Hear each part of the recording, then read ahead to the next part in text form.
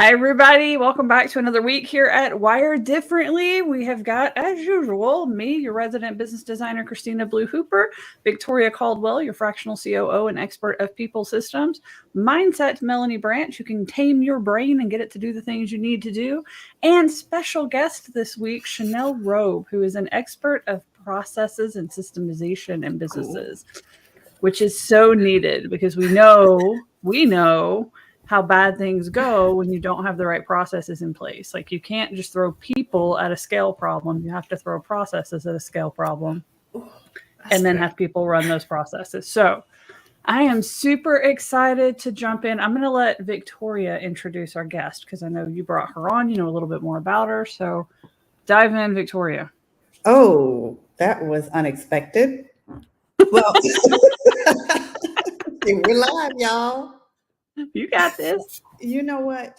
I'm gonna just go from what I know about Chanel. I met Chanel through a referral from you, and Christina knows how adamant I am about having processes for the people to follow. And I was on a call with a referral from you, and he's like, "Oh, you need to talk to Chanel." And I fell in love with her from the day one, and we've been talking, and she's absolutely brilliant. And what I love about her is her values are so much aligned with the values of the Academy, staying true to yourself, not just yourself, but the people around you, your clients. And she's doing that through making sure you have processes that honor yourself in your clients and God. So, and your team. You've been bragging on her for half a minute. Like this is my first time getting to meet her, but like you've been talking about her for a minute, so I'm kind of excited about it. And I mean, I think what you just said is such a good point, and I'm going to invite Chanel to elaborate on this. Processes isn't just the systems, because we can come up with amazing systems and ways to do things, but if we can't get the people to use the systems correctly, consistently, keeping them up to date, et cetera, it all starts to fall apart. So Chanel, I'd like to invite you to just expand on that a little bit. Like what do you do? What do you think when it comes to that? Well, we dive straight in. I remember early in my career, I worked on this amazing business process optimization project. We're implementing a whole new system and everything. And 6 months down the line, we finished, we launched. Nobody wanted to use the thing. And this is like $10 million in, like sunk in. And I remember being so baffled because I'm like, everybody always talks about, the automations and, setting up everything and letting it run so and flow and everything. But then you're like, nobody talks about the people side of the process, right? Nobody talks about the people side of the systems. You can build something brand spanking new and invest a whole lot of money in it. But at the end of the day, if you design something that nobody wants to use, they're not going to use it. If you design something that nobody knows how to use, they're not going to use it. If you design something that people who you don't think about the people side of changing in terms of the fact that you're guiding people on a journey, they're not going to want to use it. It doesn't matter if it's your team. It doesn't matter if it's your client. And if we're honest, sometimes even as business owners, we'll create something and we're like, yeah, we never. I would never make something and then abandon it a couple of weeks later. It's like called out this early on myself. Fortunately, we don't have any of those people on our team. No. I was just telling Victoria the other day that anytime I implement something new, if it makes it past 2 weeks, I'm excited about it. Yeah. And I'm like, she'll say, it doesn't work. And I'm like, it works, you don't. It works, you don't. It's hard though, when you're dealing with people who only like the beginning of the process, it's hard to get them to keep doing it because the novelty wears off. That's every time she goes in our DMs and she's like, oh my God, I have this new process for this social media. It's going to be great. Okay, if you're singing that tune in a month, I will sign up for it. But if you know. I'm not using my energy to get excited about it yet. And you say that, and one of the things that we talk about, that's myself and my business partner Danielle. We talk about the epic way of building processes for the people who use them. And what you just touched on is what I call, there are two elements to this. A lot of times we build processes where we don't consider the E, which is what I call the 80-20 rule. Like, what are the learning styles of the people that are actually going to be using this thing, right? You'll hear, because we talk a lot about client fulfillment processes, because that's where we focus. You'll hear a lot of times that, my clients are amazing, they're committed, the business owner is committed, and we want this thing to work. My team members are committed. And that's the language that we use, right? But we never do take into consideration that 80% of the people that are actually going to use your processes are not going to be process people. They're not going to be people who get it easily. And so you turn around and you build something for the 20% that, is either they get it easily, or two, screw that, we're not going to fail. So we're pushing this thing through, pushing it hard. Even if I have to work overtime to make it happen, I'm going to make it happen because we're that driven. Yeah. When the truth of the matter is, our focus should be on building something that's simple for the 20% who's not going to get it that easily. Right? Because when you build it for the 80%, thank you, Victoria, for the 80% that's not going to get it that easily. So that when you build that, the 20% comes in, it's a breeze for them anyways, right? They love you for it. It's like, oh my God, that's an amazing experience right there. Like, I did not expect all of that. I didn't expect it to be this easily. And then for the 80%, you're like, oh, now I actually have something that I can use, right? And so, Melanie, I hear you talking and I'm like, Christina had a brilliant idea around our process, but did we take the time to think about what Christina's needs may look like to get her to use it more? Like, what about your client needs to get them to use it more, etc.? Because the learning style and the needs of the person that you're building the process for matters. That's the E, the 80-20 rule. Ooh, I like that. That makes a lot of sense. The first question that comes to mind for me, though, is I think as business owners, especially when we're building processes for our staff to execute, unfortunately, a lot of times we think of staff like commodities, right? If one of them fails, we'll just take it out, we'll plug another one in, and we're good. So we think the process is golden, the human is failing. Yeah. Right. So, like, how do we ensure that as we're moving people in and out of roles, these processes continue to fit their learning styles, the way they work? If it was designed for a person and we replace the person, now but you're not building for a person. You're building for people. Now, the key thing there, and what's the distinction between that, is we believe in building fulfillment processes that are scalable, that are repeatable, that you can literally plug one person out and plug in somebody new and it still works, right? And so when we talk about the learning styles, we're building something that takes into consideration that, hey, maybe somebody is an auditory learner versus somebody who likes written stuff, right? And that's just a bare minimum of it. There's so many nuances to this and so forth, but not because Chanel loves to get on a whiteboard and just draw all the things out and map all the nice stuff means that Melanie likes that too. Melanie may be a journaler, right? Not because Christina likes to watch videos mean that's the thing that Victoria loves to do. And so when you're crafting a process, you're not crafting it for a person. It's almost like she knows us a little bit here, because like Melanie's well known for her notebook. She's got this brilliant notebook that she walks around all the time. Yeah, see, it's like within arm's reach. You're my twin. She's got this cool system where like one side of the notebook is like organized, like the right side's very organized, lists, steps, good to go. The left side is chaos and notes and bubbles and drawings and doodles and whatever thoughts come to mind, and that works for her. I'm a whiteboard girly. I love whiteboards all the time. I watch videos all the time. I can watch videos at like 4 or 5x speed. Yeah. Like I love learning from videos, and Victoria is an auditory learner. She loves, listening to things.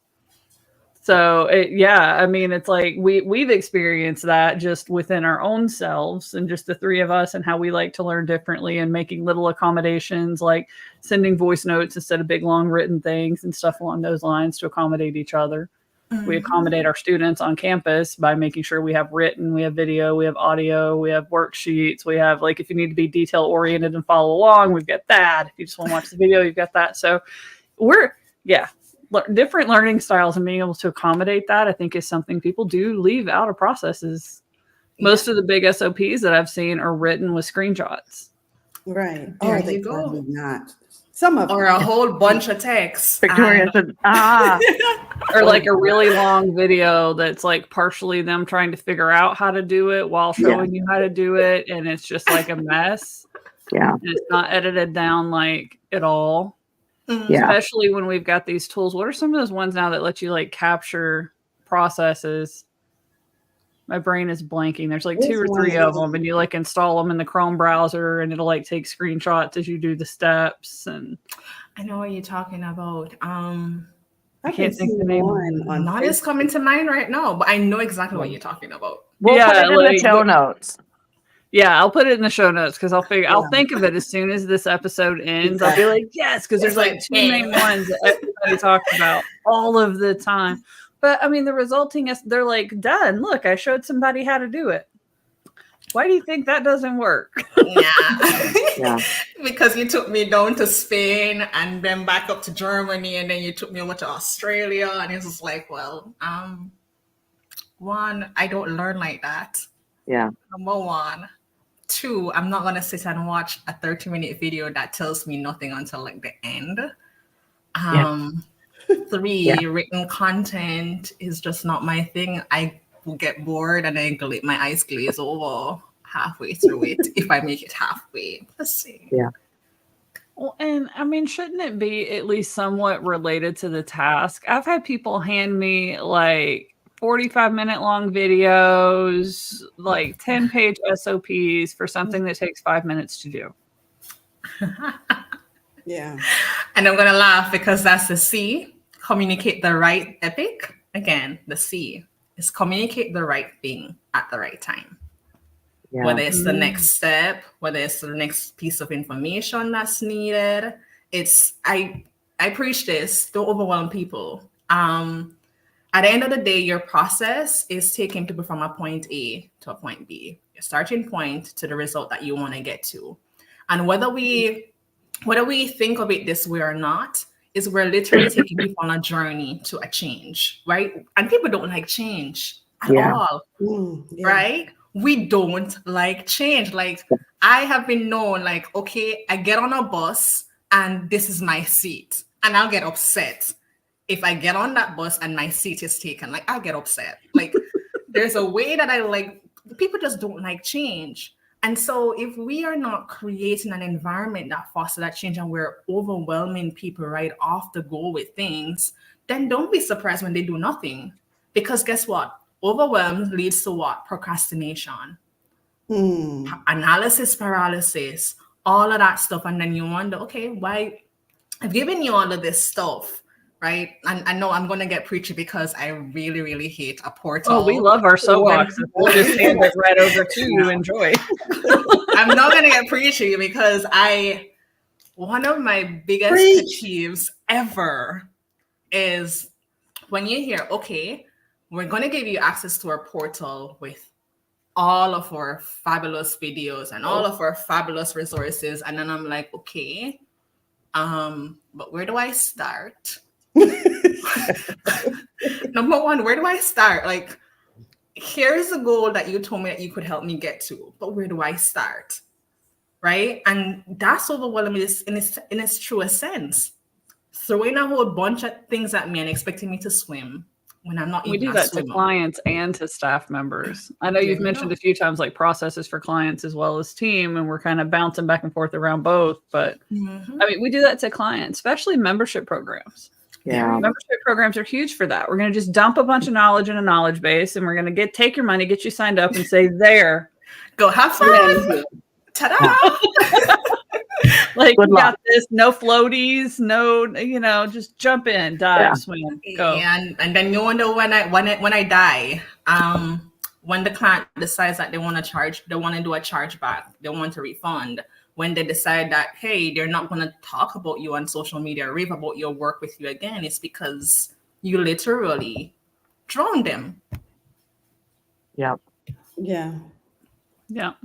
Now, I'm curious about the I in your epic framework, inspire. Because, I mean, like you said, people don't really like change. And we go off usually as entrepreneurs and we create, like, in isolation, this cool little process. And then we come back out and we say, poof, it's magic. It fixes everything. Enjoy. Yeah. Right. But Look what I did for you without even speaking to you or getting your input. And you should be grateful.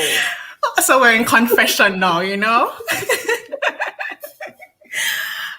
I inspire, build, maintain engagement. Now, why is it important to have both inspire, build, and maintain? I'm going to get to that in a bit because a lot of times people will touch on the inspiration, like, oh my God, we have this amazing idea. My client loves it. Da, da, da, da, da, da, da. Yep. And then you start off pretty strong with your onboarding because it's like, oh my, we're building an amazing onboarding process and everything. And then we kind of just leave the, right? Leave the what? And then again, get surprised when they drown because we did not think about the maintenance of that engagement, right? And so let me give you an example. Can you tell me what Candy Crush, Netflix, and no, these are me telling on myself now, like some of my addictions over the years. Candy Crush, Netflix, and and even the YouVersion Bible app has in common. The what app? Netflix, Candy Crush, and Netflix, Candy Crush, and I threw in the YouVersion Bible app because that's another one of my things. They're very good at kind of creating cliffhanger moments where it's like, I'm almost done with this, but then it gets you really excited for what's coming next. So you move into the next episode or the next round or the next whatever. I'm telling on myself a little bit too. I don't play those games. I'm just assuming that's what it is because it's addictive. It's addicting, yeah. Yeah, Donald Miller talks about it too. It's part of the story brand thing, and it's about opening another story loop before you close the first one. So you've got this big story happening, and then before this one ends, you start to see it and open the next one, and then when that one closes, you're already in another story loop before you realize it. Yeah. You're continuing. There you go. And so when I talk about building a journey, a client journey, or even a team journey, because for me, fulfillment processes are not just about building something for your client. It's about building something that your team can actually use you can actually use in the way that you need to. It's about building engagement in a way that is addictive. And not only building it that is addictive, but building a way that it maintains that addiction. It wants people to move on to the next level, on and on and on. No, and that's why people can't just decide to half-ass something and throw it together, right? Because you can't create that if you're over here working on, I'm just going to start working on these first couple of videos or processes. We'll deal with the rest later. If we don't know what the rest are, you can't create that continuity. You can't create those system of story loops to keep someone moving forward if you don't know what the next chapter is. And I know, like, I'm guilty of this, and I know I've seen a lot of other people do it. We decide, like, okay, I want somebody to take over this step for me, and this step for me, and this step for me. So we'll just start here, and I'll just make some videos, and I'll show them how to do this, and then I'll come back and do the other part later. And it's not going to create that continuity that you're talking about when you do it that way. Isn't that how it usually goes? Most of us just decide what's the and so you have to get we're going to jump out of the plane and build a parachute on the way down. That's how most of us operate, and that's just going to sabotage the way down. That way. And then that's only it only works if your parachute works. Then other times you just crash and die. Yeah, which is the ones you don't hear about, right? Because they're not posting their stories and their journeys, and they're like, how I failed and went back to working a 9-to-5 job at Walmart. Nobody's posting that. Nobody's posting that. So we don't see those stories, right? I know, like when I was on Steve Sims' podcast, he asked me, like, why do so many people aspire to be entrepreneurs? And it's like, it's the rock star model. You only see the ones that are succeeding. You see what they're posting. You see the ones that made it despite all the odds. You don't see all the ones that failed. They're not sharing their stuff. So of course we aspire to be. Why would we not? Right. I saw this quote this morning that said, if you're going to read a book by an influencer, take away the business advice and take a look at their life. And only if you like what you see and you'd want to aspire to have that, do you actually read what they have written. And when you said that, Christina, about the fact that you don't see the behind the scenes, we'll hear about the 6-figure, 7-figure launches.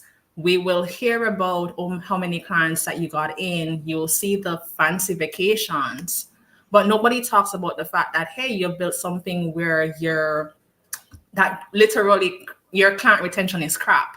Nobody talks about the fact that you are essentially so burnt out. Your team is so burnt out from trying to keep up with this monster that you have created that you have no idea how to manage, right? Nobody talks about the fact that, hey, you have business success, but when you look at your personal life, your spouse is unhappy because you're never there. Your kids barely see you, right? You have so many passions that are just sitting, waiting for you to get to it someday, right?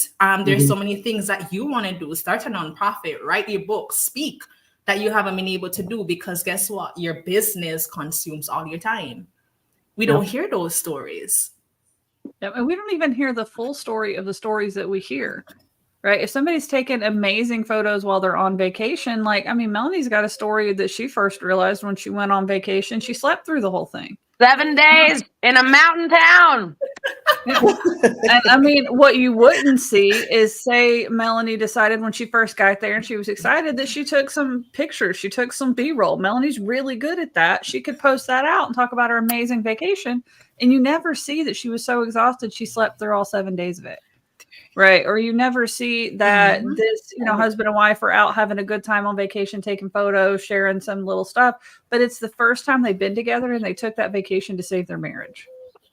You don't see the rest of the story when people are sharing their stuff. And when you're trying to copy what they're doing and pretend to be them, you don't know what you're signing up for.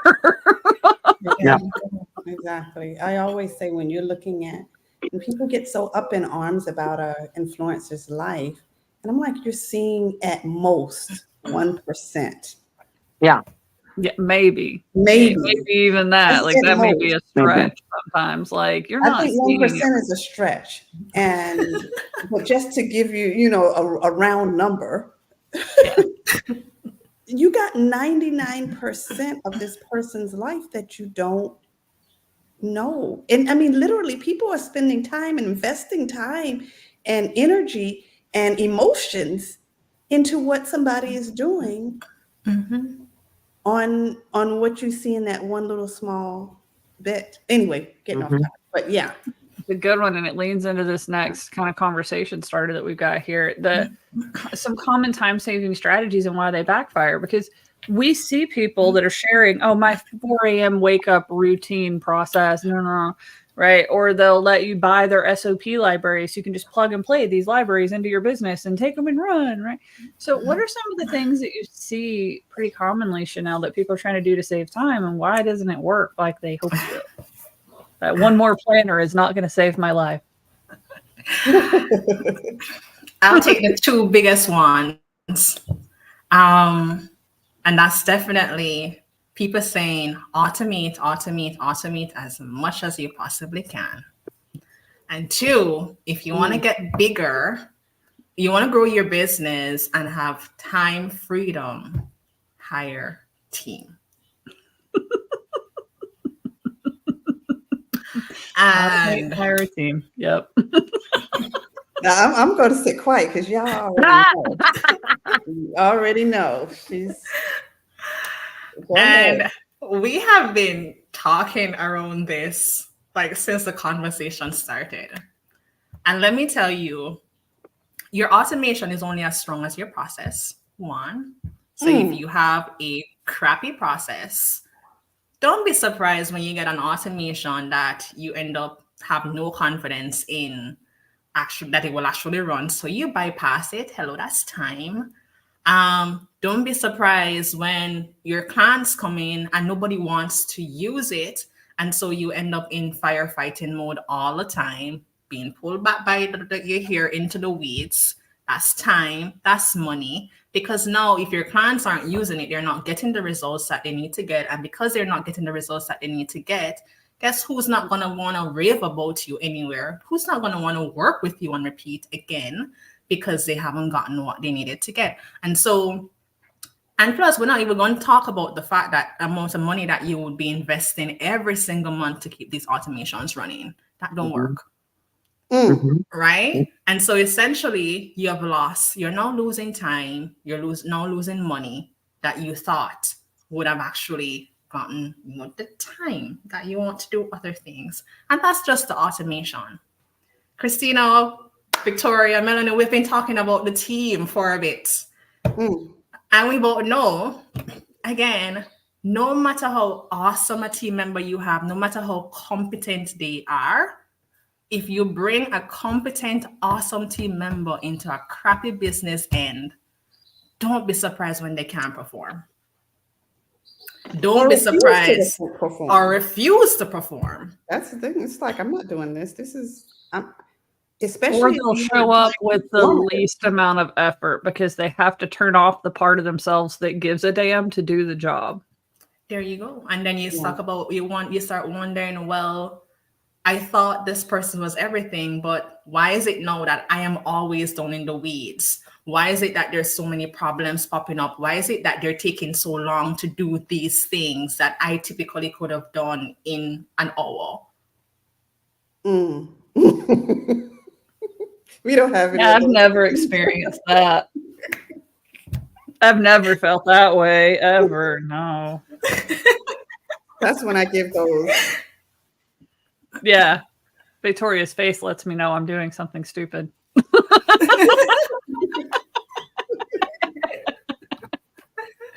The common one as well that you hear a lot really often is, hey, I have hired in people and suddenly I have no clue what is going on. And so you're down in the weeds, micromanaging, because you do not have a process that actually allows you to step out of the weed and be the leader you are while allowing your team the autonomy to do what they need to do. Yeah. Well, I mean, that's something that I tell students sometimes is they're like, I'm looking forward to hiring a team member so I can get so much of my time back. And I'm like, can I be real honest with you for a second? When you hire somebody, they're going to cost you time for at least 2 or 3 months, at least, depending on what what you're hiring them to do. They're going to cost you time. So you don't hire somebody when you're buried and have no free time and you hope they're going to take, because they need extra time from you. You're going to be investing in them. I mean, it's like having a new child into your house that doesn't know your systems and routines. When your kids bring a friend over to play and that kid doesn't know how to do anything and it takes you a little bit more time to show them around. Yeah, it's kind of that for a few months when you first hire somebody. Really good processes is where we can get to 2 to 3 months. That's assuming we have really good processes. It's more like 6 to 9 months without those processes, isn't it? To get somebody up to speed and actually saving you time. I think so. I mean, because with me, and I love that, spending that time up front, and I keep preaching it, you have to spend the time up front with them. And they're like, oh, they should be able to get rid of, I'll give them at least a month or whatever. And I'm like, really? Yeah. Really? Like most of us couldn't even do that. If you threw me into a brand new business with all of my experience and everything, and you said, I want you to go grow their social media following, it would take me a little while to even figure out who this person is, who they're trying to target. What is this? How are they even help? to be able to be efficient, the learning curve that I have to learn about that business and the people and who's there and what they sell and who they work with and how they act. Like if I want to do a good job, I have to know that stuff. Mm-hmm. And it's not like I'm just gonna, nobody even condenses that information to teach it to you most of the time. You're learning it through absorbing the interactions. There you go. So you never actually create the structure for that new person to come in and thrive. And then you're like, oh shit, Sherlock, they're not thriving and I don't like it. And it's costing me more time and money than I thought it would. I know this is not working out. Let me just fire them because it has to be them. It's like, unlike Taylor Swift said, hello, it's me. I'm the problem. I'm just saying, it's me. Well, they don't figure it out until they've had to fire like 3 or 4 people in the same role. And then they're like, maybe it's me. Because initially you think like, okay, I hired the wrong person. So then you move on to the next person and you're like, well, maybe I'm interviewing wrong, or maybe my job listing is wrong, or maybe like how I'm explaining it's wrong and I'm getting the wrong person in. So now you improve your like interview process. Then you improve your onboarding process. But then like you said, most people build a really good onboarding process and then stop. There is no continuity. Right. Yeah, with clients and with team members. Because I know like Victoria talks about making sure you're checking in with team members on a regular basis and you're trying to find their flow. And we had Cossum on a while back and he talked about something similar too, where like if you throw 10 tasks at an employee, they excel at 2 and they fail at 2. Most people focus on the 2 they failed at. Take those off their plate and let them hang out over here where they excelled, right? Like that's a way better outcome. But without those, continuity processes, we're not evaluating what they're excelling at and what they're failing at. We're not setting plans for success. We come in with punishments for failure.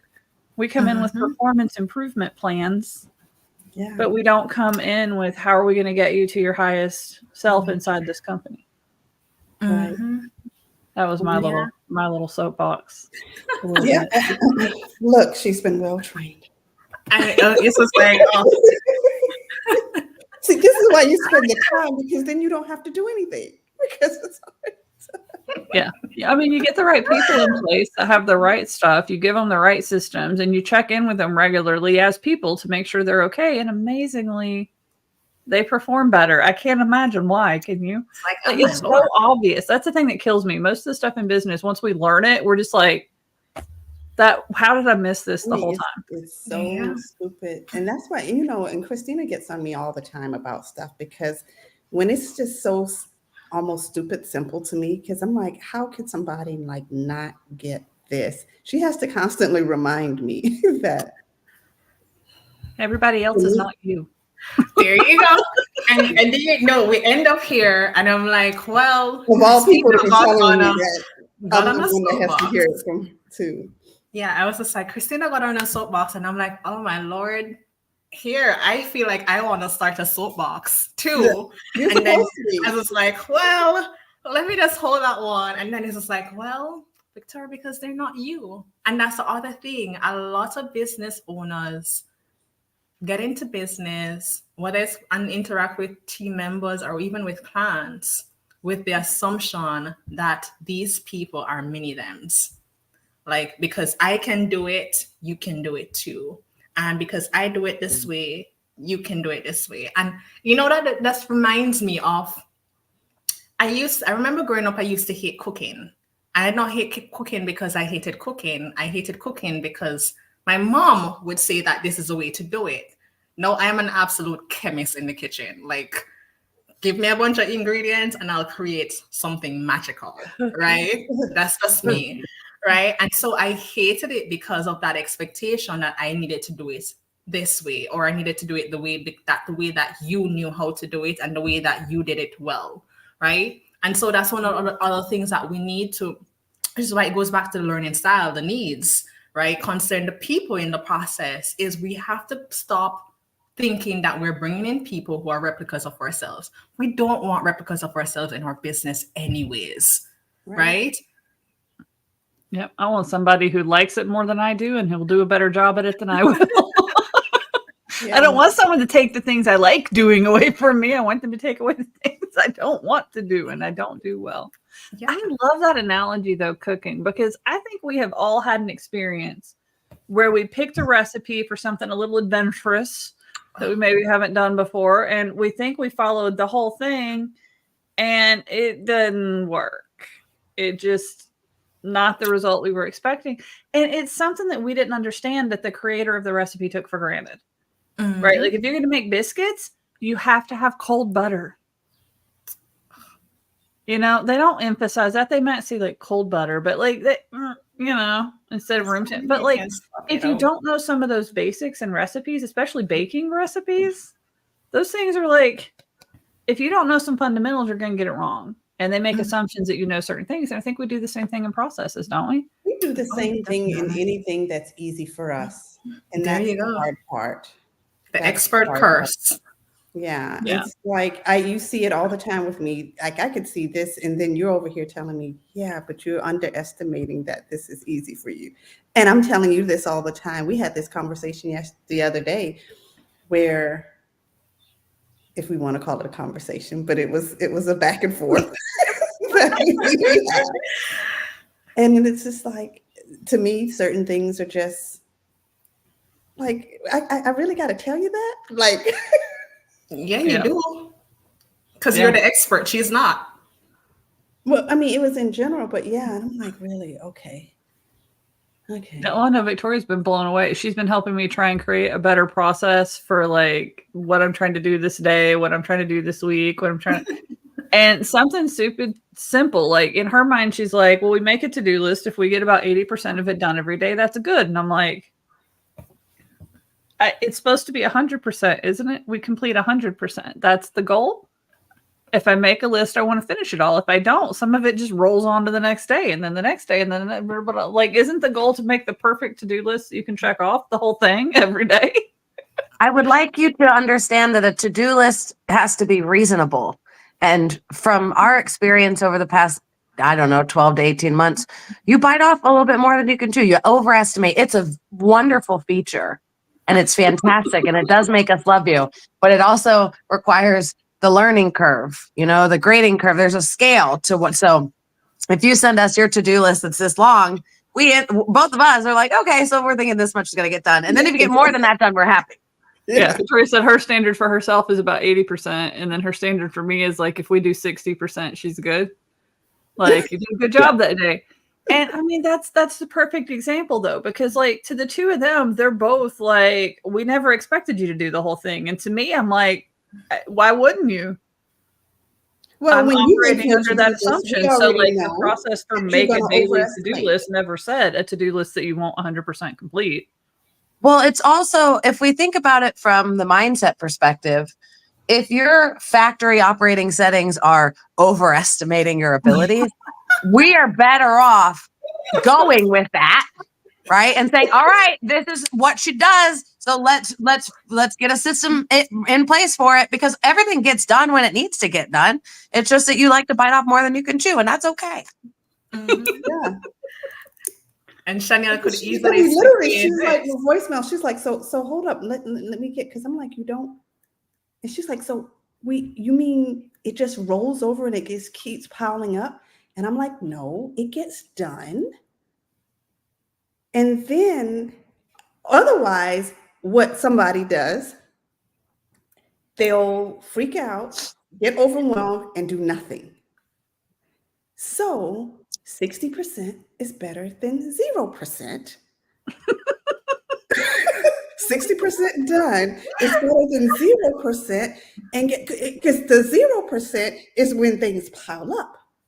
The 60% is when things get done. And I'm like, it's just such a fundamental assumption, because you just assumed that I understood that's how to-do lists work. Yeah. And I'm like, no, it's like if I were going to the grocery store and I have a list, my goal is to get everything on the list. Like if I make a to-do list, my goal is to finish everything on the list. Like same thing in my, right? So, and I think I did say too, I said, eventually you'll start to make more realistic lists. Because that's where I'm about to go, Yeah. right? I said eventually you'll know yourself and you'll start to stick. But right now, like Melanie said, this is what you're going to do. Mhm. So we have to You'd be work great to have where business you partners are. to think about We you. have to meet you where you are right now. Yeah. Mhm. Yeah. When it comes down to estimating, because that's something else we talk about when you're building processes. You don't just build. We factor in for expert bias and the fact that, hey, you're the expert, your clients aren't, your teams aren't. You have oversized estimations on what's possible. And so even when it comes down to that, a simple task within your process becomes, you start to look at it, okay, how long will this feasibly take? You're taking 3 factors into consideration, right? And the 3 factors are, well, the best case time, everything goes perfectly well, everybody is kumbaya and everything. What's that time? What does that time look like? What's the worst case possible time? Like shit just hits the fan from every single direction based on your experience. That's the worst case. And then the most likely case, you'll have a couple of things that go right, a couple of things that don't go so right, but that's the middle ground, right? And you factor in all of those 3 and average that out, and you get a reasonably enough time as to what this thing should take because you have now factored in the scenarios. Yeah, I know that's And one of the so, big issues best for case, like the worst case. neurodivergent people is estimating. Like a lot of us really struggle to estimate how long something's going to take. So how do you arrive at that best case, worst case, and middle ground? well, as the expert, you would have had some experience doing this thing, and you'd have been able to see the different scenarios and cases. So typically when we're talking with our clients, for example, I'll be able to say to them, hey, you've been doing this thing for a while. You've done this with a couple clients. How long does this normally take you? Like, what's the best case time that you've seen they've been able to get this thing done in? What's the worst case time? And you hear, okay, best case is 5 days. And then you go to the worst case time, you hear, oh, there was a client who had this situation, or they didn't get it as quickly as we thought they would, et cetera, et cetera. And the worst case becomes like 2 weeks, right? And then you're like, okay, what's the middle case? What's the middle scenario though? The most likely, like, where does your clients typically fall as you're delivering on this? Where do you normally fall as you're working through this? And you're like, oh, that normally takes me about a week, 7 days. And then you average out those 3, you average out the 5. Basically, you add the 5, the 14, and the 7, and then you divide that by 3. And you get the most likely time that it actually take anybody to get this thing done. Now, Whether what they're if an these expert or times not. are wildly different on your best and worst? So, like, I've had people like, I think even Victoria asked me this, and she hated my answer. How long does it take to build a website? Mhm. Fastest ever, I've done it in 3.5 hours. Longest ever, 4 years and counting. Still not launched. Well, I would say, well, Those are called outliers. I agree. I was just about to call it outliers, and I not would only consider that. them outliers if it was one. Oh Jesus! It's been several because, like, I mean, as a business designer, formerly web developer, marketer, people would come to me and they would be like, "I want a website," and then we would figure out their whole business was broken. This is before I knew that I was a business designer and how to do business design. So I would be like, I would just be chatting with them. And it'd be like, you don't know who your client is. You don't know who you are. You don't even know what you're selling. You don't like anything that you're currently selling. So we got started building a website for what you thought your business was. But in the course of talking to me, you now hate that business and you've went back to the drawing board. And so now the website's on pause. It's common for me to get websites on pause for a year, 2 years, especially before I started doing business design. So, I mean, it was about half of my projects would stretch over 2 years and the other half will get done like poof. No, 2 things come to mind here as I'm listening to you. One, when you talked about the fastest times and the longest time, my brain immediately went to, well, I'll be curious to hear what were the client success requirements around that. What were the things that you needed to bring to the table? What were the things that the client needed to bring to the table in order for you to accomplish this in a reasonably enough time? Did they bring those things to the table? And if they didn't, or they couldn't, my immediate thing would have been, well, how do you go about letting them know that they're not a good fit for you, or you're not a good fit for them? Right? Instead of taking on the project and going on a wing on a prayer and saying that, we're all in this together, we'll figure it out. I just went High School Musical, right? So that's one. That's one. The second thing is, we don't just build processes. We also talk about your business standards and your business controls. Like, what are the mechanisms that you have in place to handle the common and uncommon scenarios that come up in your business, whether it's from a team perspective, whether it's from a client perspective, whether it's from you as a CEO perspective, right? And for me, a simple thing is, if you are in an engagement with a client that is only supposed to last a year, and you see that stretching beyond the limits, do you have controls and standards in place around how to handle that scenario? Or are you just comfortable, you know what? We'll just sit and wait. Wait until whenever they come back and take the responsibility off yourself, that mutual interdependency that exists in that business engagement and that business relationship. Just remove that and just leave all the responsibility to them to come back whenever they are ready. Why do you just wait? I love how when you say it, it's so obvious. Yeah. Isn't it always like, oh, duh, this is how this should work. It's like, yeah, I can't even argue with that. Yeah, you're right. Yeah, which is why having a group of people to really kind of keep you grounded and focused is important, to have the right people around you.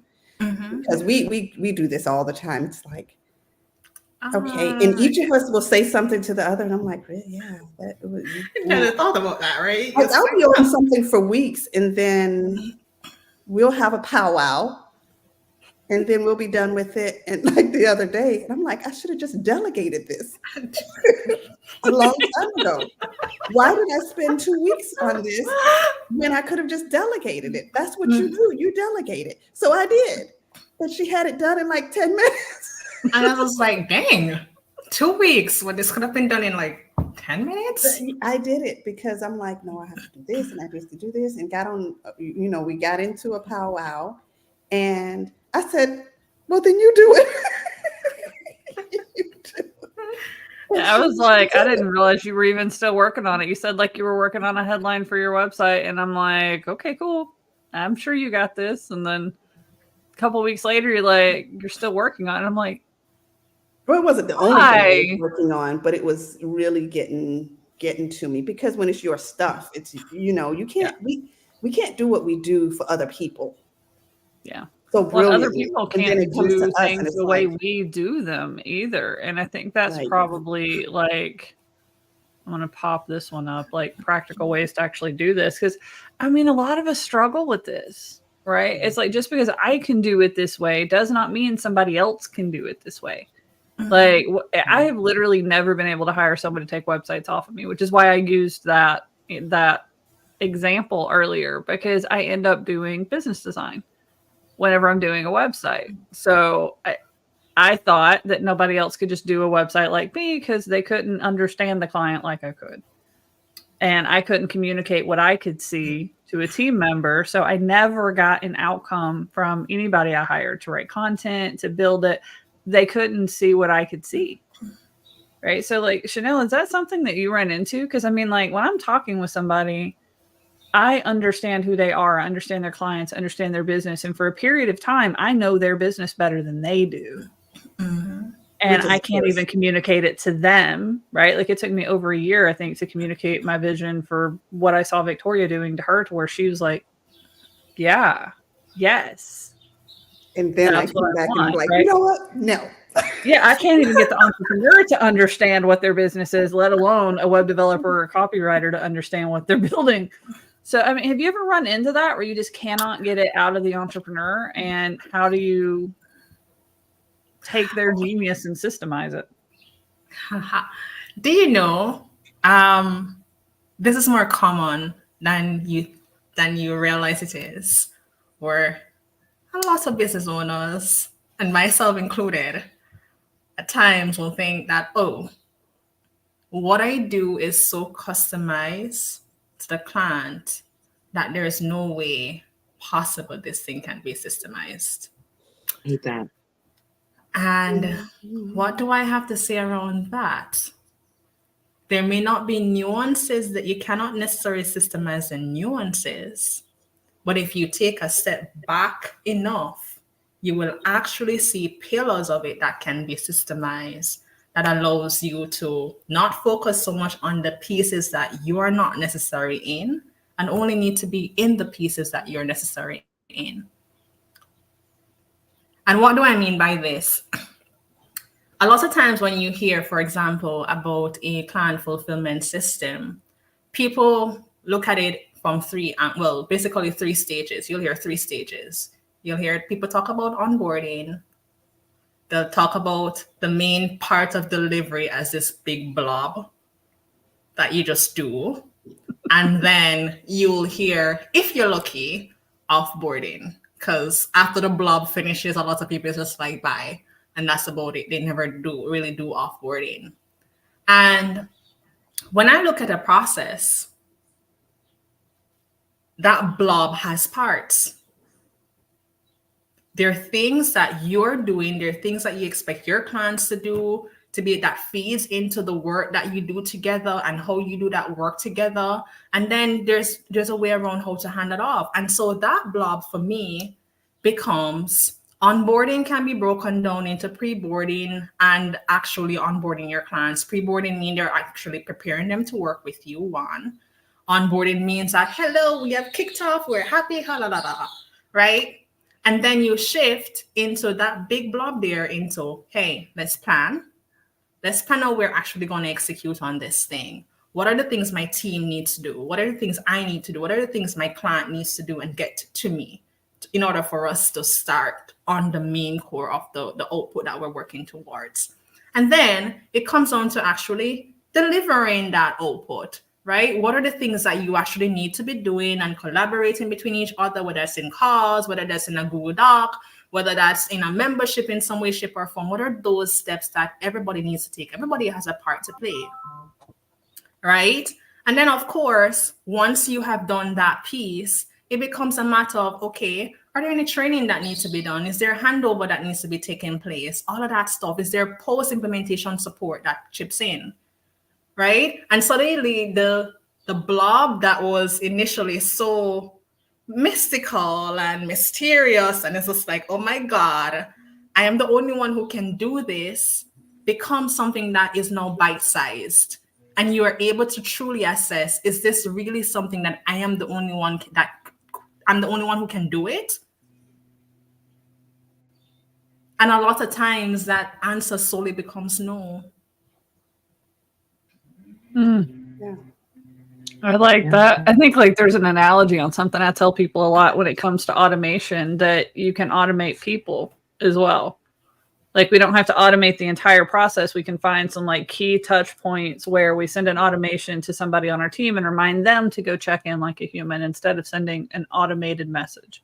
There you go. Or, like we have some automation set up in the academy where when people first sign up and they start the courses, if we see them start a course and they don't finish it, then after a few days, we fire off an automated email. And then a couple days later, we fire off an email to one of us to go check on this person. Right. So we automate the people. And to me, I'm seeing a lot of parallels in what you just said, because it's like we have the big beast of a thing and there's certain points where we need to insert something different. We need to insert a human. We need somebody to take a look. And that's similarly when we would bring the entrepreneur in, if there's truly something that they need to be involved in. Agreed. And even the scenario that you just shared, it's one of your business standards and controls. You recognize that there's a scenario where your client may not finish, or they may be paused at an area too long, and you have found a way to know when they're paused there for too long, and you have a series of steps and actions that you actually take around getting them going again. Yeah. Yeah. Oh, I love that. Yeah. I've never thought about it that way. And like as you were talking, my brain's like breaking everything you're saying down. And it's like, yeah, the big blob in the middle is how a lot of people treat their operations. And there are no anchor points where it's like, you know, like a lot of times people try and be more efficient. And so like we'll see marketing agencies that are meeting with their client every week for the first 3 months and then every 2 weeks for the next 3 months. And then somewhere along the way, the client's like, do we really need these meetings every more? I trust you guys. You're fine. And so you end up being like, no, yeah, I mean, these are over pretty quick. I think we're probably okay. And that anchor point that kept the blob functional with the meeting cadences is gone. And it all starts to fall off the rails because you weren't following your process anymore. Like I've had clients, I literally have not, I've got one client in particular, we have not met and talked about anything for probably 6 years. They just trust me to do their stuff and we just do it. And that's the thing. One thing I'll definitely say is build your process around an outcome, not touch points. Yeah. Ooh, I like that. I mean, can we talk about the processes that just these solopreneurs need? Like, since we really focus on neurodivergent people, everybody who goes to the Neuro-Spicy Academy knows that I don't sit still for long. Movement is necessary. I have a tiny little house that everybody knows the sounds of both my kids, both my dogs, my husband. Everybody's very familiar. My family can't hear them, but everybody can hear my family. And I have to move. If I don't move, then I'm not going to be able to do the things I need to do. So I have processes for listening and returning client messages, for making content, for ideating content, for making emails and all that. That includes me out on a walk with my cell phone. So the processes, like, they have to meet your needs when you're a solopreneur so that you can start hiring people. Because if you're underwater all the time, like, you can't keep up. You know, we've seen it with Christina years ago. She hired a whole team thinking that would save her and didn't do that. Yep. Blew through $1 billion faster than I ever have in my entire life. Time and more money than, so you were in a worse situation before. Yeah. And that goes simply back to the P in EPIC. You have to consider the people in the process. And I think we have just talked about this. The people in the process is not just your team, it's not just your clients, it's also you. It's also about what you need. And for me, Chanel is very big on honoring my needs. Like, I recognize I do not try to be somebody who pours out of an empty cup or a half full cup. I rather pour from my overflow. And so I think constantly about what is it that my team, in this case, Daniel is my business partner. What is it that Daniel needs to thrive? What is it that our clients need to thrive? What is it that I need to thrive? And I'm not putting myself last, because I believe in love your neighbor as yourself. And in order for me to love my neighbor, in order for me to show up for Daniel, in order for me to show up for my clients, I have to show up for me first, right? And so forth. And so it's about, again, not just looking at your process through the eyes of the various people in the process. Whether it is that you're the CEO of the company who has a team, and now your needs for how you interact with your process has changed. Whether you're a solo entrepreneur who's working with clients one-to-one, you have to think about what is it that you need to thrive. What is it that the other party, your neighbor, needs to thrive in this collaboration and engagement together? I feel like sometimes what we'll notice is that we see two extremes in the business space. A lot of times you have business owners who veer far to the right, where they're like, oh my God, self-care this, and it's all about what I want and all about what I need, and screw everybody else, right? I don't advocate for that. Like, I feel like that's shitty, one, because I believe that if somebody pays you for something, you should be able to deliver what you have asked and what you have committed to, one, and not only deliver what you have committed to, but deliver it in a way that honors their needs as well as yours. And the other extreme is the people pleaser. I'm a recovering people pleaser. So I get it, right? The people pleaser was like, oh my Lord, I love people and I want everybody to be happy and everybody to love me. And I will bend over backwards to make it happen, even if it means that my needs suffer in the process and my personal life is non-existent and my health is trash. I don't believe that idol. I believe that we can literally find that middle ground of where I am able to show up for people, show up for my team, show up for my clients in a way that honors me too. Yeah. You know, it's so funny because you said something earlier. You build a process around the outcome, but you also have to make sure that outcome is honoring you, right? Remember we had a conversation? The same. Listen, because we had a conversation and you said something. I must have given a look. I have looks apparently. You said something. Like I said, well, what is the goal that you want? And you told me the goal. And I must have given a look because you said, it's possible, Victoria. So I'm assuming my face said something. My mouth didn't. And I said, okay. You should start asking me some questions. Go ahead. And I said, well, in order to do this, and I started doing some calculations, and I shot an email, and I said, well, okay, this is what you want. This is what you're going to have to do to get that result. And then she came back and she's like, no. Screw that. I don't want that. And so then you go back to the drawing board and then you can make it something that honors you and something that, But imagine me saying that without, and coming up with a whole plan and not knowing her enough to know that this is what it's going to take from you, and knowing that she didn't want to do that. Now, somebody else could have been like, fine, I'll do it. And I've had clients and I would tell them, if you do this, you're going to get this. This is what's going to happen. I'm fine with that. Okay. And then when it happens, it's like, Victoria, a bit awkward, I might true. Can you turn off the fire hose? Look, you said, I told you the fire hose was coming. You said, I want the fire hose. Okay. Nope. Well, isn't it funny? That's most of the time people just need to spend a minute thinking through what's going to actually happen when this works. What's going to actually happen? What's the hours that are going to be invested? What's the client relationship going to look like? What's the demand on my time going to look like? There you go. And processes is one of the ways you do that. Even as a solopreneur, when you say, like, I want to do this product, I want to sell this thing, and I want to sell it in this way. When we spend a few minutes and we think about what that actually looks like, it transforms our business and actually creates value where there wasn't necessarily value before. Because if you're doing everything by the seat of your pants, it's not replicable. You can't promise the same outcomes to the same types of clients. You can't bring staff members in. If you get sick, guess what happens? Your clients are screwed.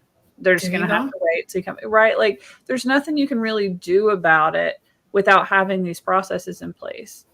And when you have processes, you're actually creating unique IP. You're creating value within the company where somebody's buying more than just your client list. When you decide to sell, they're buying your systems and processes for how you do the work. Right. Yeah. Those things actually increase the valuation of your business in ways I think a lot of people don't think about. And when you're a solo, it helps take the mental calorie load off. Like, we've had one student I've been working really closely with over the last month. And one of the first things we did was, like, how does your brain work when it comes to trying to do your content for marketing? She thought trying to make videos or whatever. And she was writing video scripts, and she was accidentally writing full blog articles, trying to write a script for a video that she could do for her marketing. And I'm like, just start with a blog article. Let's just start there. And let's build a process around it that you can do. Right. Let's just write the steps down. And so we wrote the steps down while we did the first one together. And then she was able to go recreate it and do it over and over and over again. So even as a solopreneur, just having documented steps reduced the mental calorie load for her to do the task, even when I wasn't around to help her do it. Yeah. And she had her most productive month ever. She struggled for over a year to put out content, and she put out 4 blog articles and 12 social posts in 1 month. Like, just having it written down, just saying, here's how I like to work, and writing it down.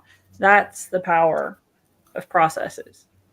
So, like, that feels like a really good note.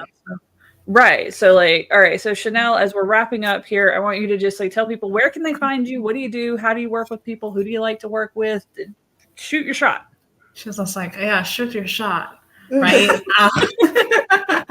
Every entrepreneur should know how to do that. Yeah. So, what we do in a nutshell, if you haven't figured it out from all of this talking, is that we work with entrepreneurs to build fulfillment processes that are actually built for the people who use them, so that these entrepreneurs can stop being the bottleneck of their business. They can actually have the time and the financial margin that they need in their business to do the things that they actually desire or need to do, even as their business grows, right? So if you're interested in getting repeatable, scalable processes that are great for the people who use them, you can reach out to me on Facebook, or you can drop me an email at epic, EPIC, at clientsuccessexperts.com.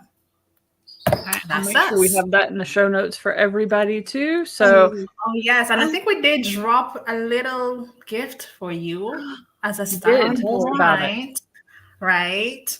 Now, one of the things our clients love is, it doesn't matter where they're working, which offer they're working with us in, they always tend to love our onboarding process. And so we have hacked it, and we are gifting it to you. And not only are we gifting it to you, we have actually created an entire map that you can actually use to model or process into yours.